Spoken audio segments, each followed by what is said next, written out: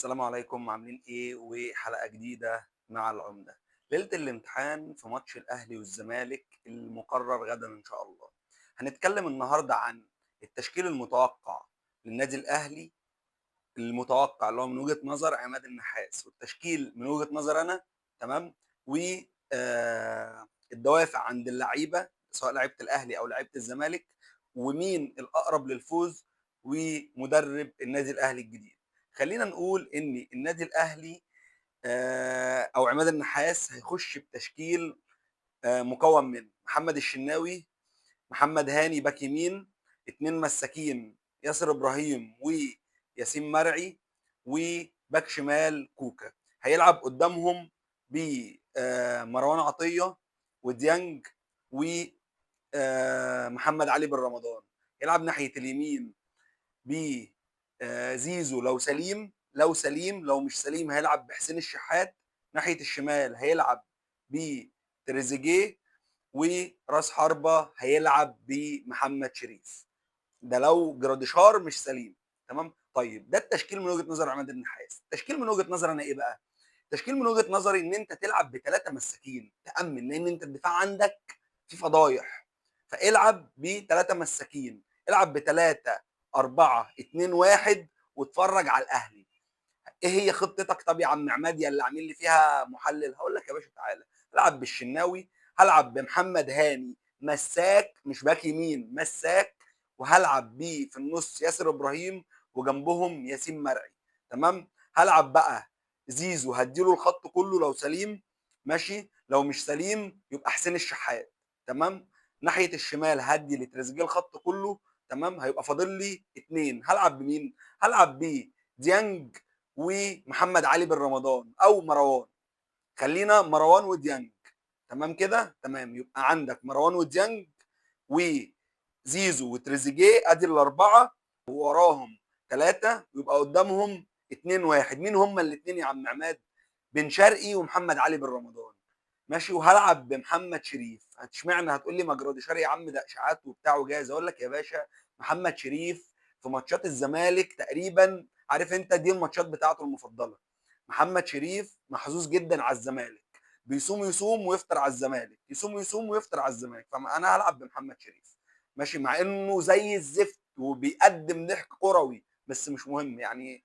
لو بين الشوطين، لو مش الاول ما ظبطش، يبقى بين الشوطين يتبدل يا باشا، ينزل جراديشار. دي من وجهه نظري التشكيله بتاعه النادي الاهلي. طيب هنخش بعد كده على الدوافع اللي عند الفرقتين.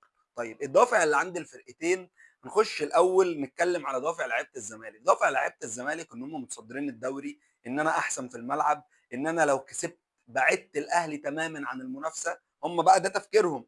هيبقى في استقرار، المدرب هيكمل، الدنيا فاهم هتبقى متظبطه خلاص. انت بالنسبه لهم 80 90% انت ضمنت الدوري، مع ان الدوري لسه بدري جدا سواء الزمالك كسب او الاهلي كسب.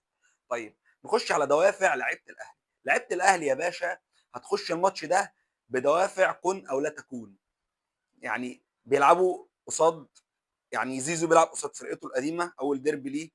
بن شرقي قصاد فرقته القديمه، الماتش اللي فات جاب فيهم جون. اللعيبه بقى عايزه تثبت نفسها زي تريزيجيه، اللي هو بقى خلاص نبتدي نفوق ونفوق ونلعب فاهم. ولو كسبت الزمالك وكسبت الماتش المؤجل، انت عديت الزمالك وبقيت متصدر الدوري. طبعا ماليش دعوه ببيراميدز، انا بتكلم اهلي وزمالك دلوقتي. تمام. عندك الدوافع اللي تخلي كل لاعب يطلع اقصى ما عنده، وهو المدرب الجديد. المدرب الجديد هيتابع الماتش طبعا، حتى لو مش من المدرجات هيتابع الماتش. فطبيعي طبيعي جدا ان كل لاعب هيطلع افضل ما عنده، عشان المدرب الجديد عينه هتبقى على اللعيبه، وهيبتدي يبقى عارف مين الكويس ومين الوحش، لان ده ماتش ديربي.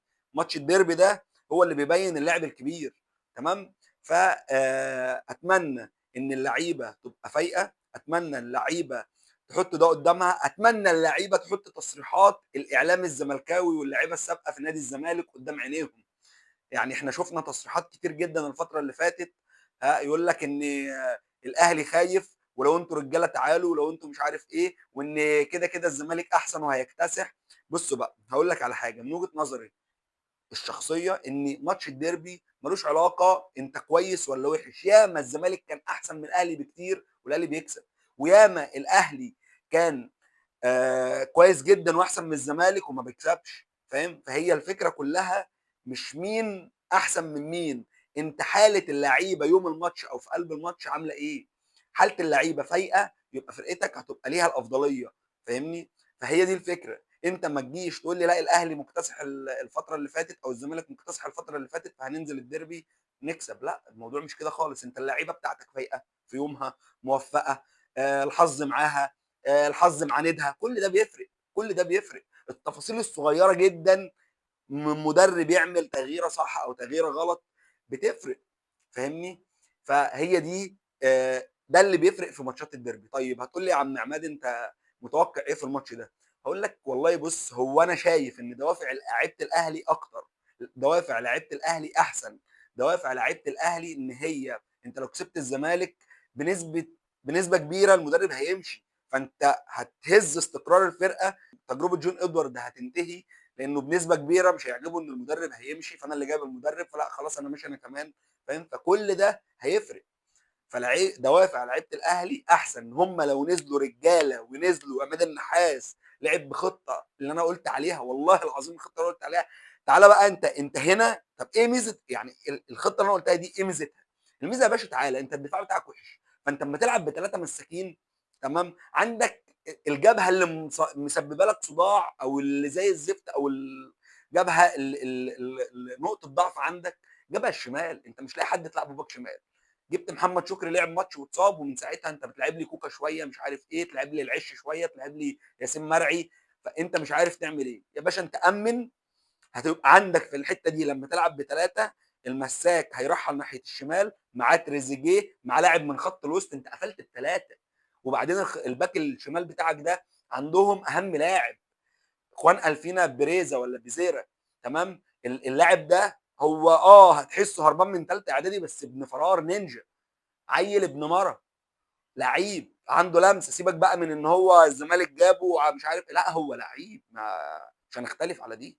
فانت لما تعمل تقفل الجبهه دي كويس وتامنها كويس، صدقني دي بالنسبه لك هتبقى نقطه قوه، لان انت كده كده عندك تريزيجيه في الوينج ده، في الوينج الشمال ده انت عندك تريزيجيه، تمام، وهتقفل معاه بياسين مرعي، وهيبقى هيضم عليهم لاعب من نص الملعب، ادي كده ثلاثه. طيب انت بقى في الحته الهجوميه هيبقى مين عندك في الجبهه دي؟ هيبقى عندك بن شرقي وتريزيجيه، بن شرقي وتريزيجيه، فانت الجبهه دي بالنسبه لك هتبقى بتطلع نار من بقك، فبالتالي هتجبر خوان الفينا انه يرجع يدافع، فاهمني؟ فانت هي بس محتاجه لعبه شطرنج، لعبه كراسي، عماد النحاس يظبطها الدنيا هتظبط معاه، تمام. طيب انت بقى على النقيض لعيبه الزمالك، لعيبه الزمالك بقى يا باشا لا هي هتنزل انا عايز اكسب الماتش، انا عايز ادافع عن مدربي، عايز ادافع عن استقرار الفرقه، عايز افضل متصدر دوري، فالموضوع هيفرق، تمام. طيب مدرب الاهلي الجديد تقريبا قالوا توماس بيرج، توماس بيرج. توماس بيرج ده يعني يا جدعان ما حدش يقول لي والله ده كان بيدرب امام عاشور مع ميتلاند، ماشي، طب ما احنا عارفين. طب حضرتك هو بيلعب بخطه ايه؟ هتقول لي بيلعب بخطه 4-4-2 او 4-2-3-1. طب ماشي، ايه حضرتك شفته في الملعب؟ على فكره مش بدافع عنه، بس هي الفكره كلها انا بالنسبه لي المدير الفني للنادي الاهلي هو حاجه من الاثنين، انت شاري بطيخه يا قرعه يا حمراء. هتقول لي يا عم طب ما ده مش اسم كبير، هقول لك يا باشا ما انت جبت مارتن يول، اقوى سي في دخل افريقيا. مارتن يول عمل ايه؟ ما عملش اي حاجه، ما عملش اي حاجه وفشل ومشي، تمام. فهي الفكره ان المدرب مش سي في. انت بتدور على ايه؟ انت بتدور على حاجتين، حاجه خططيه، جانب خططي، وجانب شخصي اللي هو شخصيه المدرب. انت جبت شخصيه قويه، جايب واحد شاطر، شايفه ان هو شاطر في التكتيك والخطط، الحاجتين دول اهم حاجتين. طب يا باشا والبطولات والحاجات دي يا باشا مش مهم، انا ما يهمنيش الكلام ده، انا عايز حاجتين دول يبقوا متوفرين مع الراجل، والاهلي هيوفر له الباقي. ايه هو الباقي يا عم عماد؟ الباقي يا باشا ان انت هتوفر له اجواء مناسبه، هتوفر له لعيبه على اعلى مستوى، هتوفر له جمهور في ظهره، هتوفر له اعلام يحميه، فانت كل ده هو بقى لو هو شاطر في الحاجتين دول هينجح. هتقول لي يا عم عماد ده انت جايب كولر كان سي في برده مش قوي ما هو كولر نجح. هتقول لي يا عم ده انتم ماشيينه بضرب الازايز، ماشي يا حبيبي، بس ده في الفتره الاخيره بتاعته. طب كولر في اول سنتين عمل ايه؟ اكتسح. يعني الريتم مش هيفضل عالي على طول، لازم يعلى ويوطى، ده طبيعي. مش اديك شايف جوارديولا الموسم اللي فات والموسم ده عمال بص طوب الارض بيكسبوا، فده الطبيعي يعني. عموما دي وجهة نظري، ومش عايزين نحكم على الراجل بدري يعني. ما احنا بس ايه الفكره، ان اداره الاهلي علت طموحنا قوي وهنجيب اسم كبير قوي يا باشا عادي خالص. هو بس ايه، الاداره لازم تلعبك يعني، فاهم؟ بس هو الطموح هنجي ندفع 4 مليون، هندفع 4.5 مليون دولار والارقام دي، فانت قلت هتجيب اسم كبير. عادي يعني، اسم كبير زي ما قلت لك، مش يعني مش اكيد انه هينجح، هيبقى يعني الله اعلم برضو. فخلينا نشوف، خلينا نبقى في ظهر الاداره. الفتره دي فتره انتقاليه، الفتره دي فتره انتقاليه. انت لو كسبت الزمالك النهارده اللعيبه هتبقى عليها الثقه في نفسها، تبتدي بقى خلاص مكسب هيجيب مكسب، وهتبتدي تدوس، هتبتدي تركب الدوري. ده انا شايف ان الماتش ده عنق الزجاجه في الموسم ده، ماتش الزمالك ده. فربنا يسهل، وخلينا نشوف الفتره الجايه ايه اللي هيحصل، ونشوف الماتش هينتهي على ايه. واحب اقول لك ما تنساش اللايك والاشتراك وتفعل زر الجرس عشان يوصلك كل جديد. دوس لايك، دوس لايك، دوس اشتراك. بقول لك ان من الاخر العمده بيقدم محتوى فاخر.